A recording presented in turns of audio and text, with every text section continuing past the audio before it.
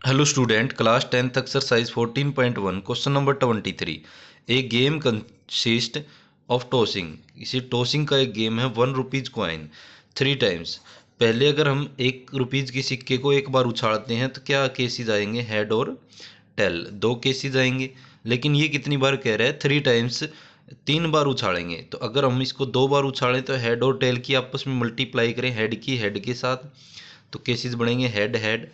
एक बार फिर हेड की टेल के साथ तो हेड टेल, फिर टेल की हेड के साथ टेल हेड, और एक भी टेल की टेल के साथ तो टेल टेल। 2 बार के लिए केसेस ये आएंगे अगर हम 2 बार उछालते हैं तो। और ये 1 बार के लिए था। लेकिन अब हमें कितनी बार उछालना है, 3 टाइम्स। तो तीसरी बार के लिए क्या केस बनेंगे, इसी को फिर हेड और टेल से मल्टीप्लाई कर दें 2 बार वाले को। तो देखो सबकी हेड के साथ कर दें तो हेड हेड हेड। इसके बाद इसकी टेल के साथ कर दें हेड हेड टेल। फिर इसकी कर दें हेड टेल हेड। फिर इसकी दोबारा टेल के साथ हेड टेल टेल। फिर इसके साथ करेंगे तो tail head head.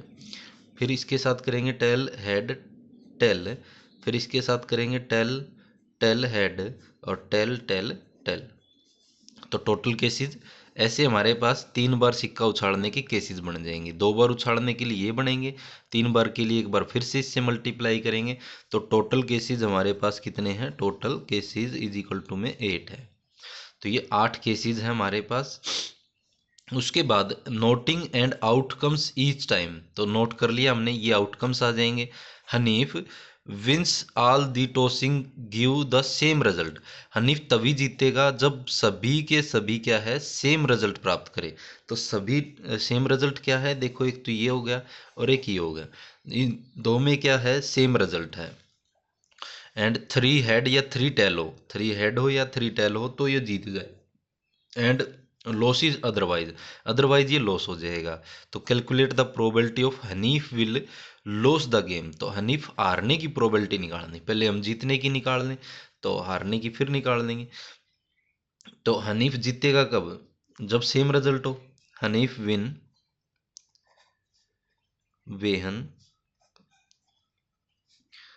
Both are same result, ये लिख देंगे हम सेम रिजल्ट, सेम रिजल्ट। और सेम रिजल्ट में भी लिख दें हम 3 हेड हो एंड 3 टेल हो, तो ये जीत जाएगा। तो टोटल ये केसेस कितने हो गए, 2 केसेस हो गए। तो या फिर केस दिखा दें पहले तो टोटल, फिर अगली लाइन में टोटल दिखा देंगे हेड हेड हेड और टेल टेल टेल। तो ये टोटल हनीफ विन होने की कितने चांस हैं, total win Hanif is equal to में कितने केस हो गए, 2 केसेस हो गए। तो probability probability of getting Hanif wins the game, wins game. तो गेम जीतने की प्रोबेबिलिटी क्या आ जाएगी, number of favourable cases upon में टोटल केसेस। तो यहाँ से ये क्या आ जाएगा, 2/8। कैंसिल करेंगे तो 2 से 2 1 जा 2 और 2 से 2 4 जा 8, तो 1/4। तो ये इसकी प्रोबेबिलिटी आ गई।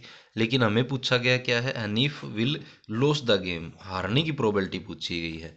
तो ये हमारे पास जो केस है, probability of getting Hanif will loss the game, loss the game, game हारने की प्रोबेबिलिटी। तो 1 माइनस में क्या कर देंगे, हनीफ के जीतने की probability, probability of Hanif win the game, win the game. तो ये माइनस कर देंगे तो 1 माइनस में क्या आ जाएगा, 1/4। तो ये हमारे पास माइनस करें तो क्या आ जाएगा, तो 4 एलसीएम ले लें, 4 की इसके साथ मल्टीप्लाई, 4 1 जा 4 -1। तो यहाँ से 4 में से 1 माइनस करेंगे तो कितना आ जाएगा, 3/4। तो ये प्रोबेबिलिटी आ गई किसकी, probability of getting. So last में हम लाइन लिख देंगे यही, प्रोबेबिलिटी हनीफ की हारने की प्रोबेबिलिटी कितनी है, 3/4। तो ये हमारे पास क्वेश्चन था, क्वेश्चन नंबर 23, जिसमें हनीफ के हारने की प्रोबेबिलिटी पूछी गई थी।